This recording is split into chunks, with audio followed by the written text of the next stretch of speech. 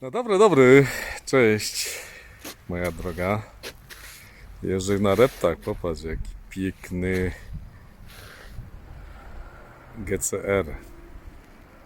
Górnośląskie Centrum Rehabilitacji, repty, lasek.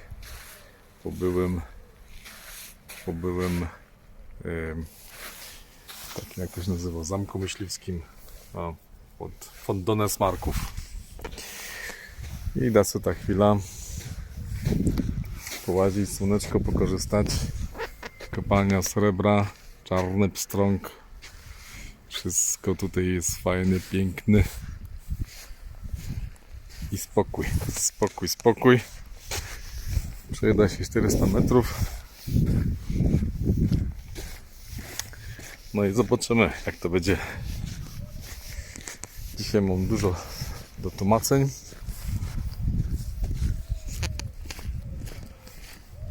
Jest podobno bardzo dużo drzew, które są pomnikami. Na przykład ten, bo to był park w stylu angielskim, nie? Ma jakąś tam strukturę. Tulipanowiec amerykański. 150 od minimum.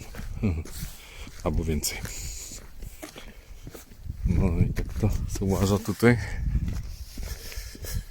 Jakaś brama jest.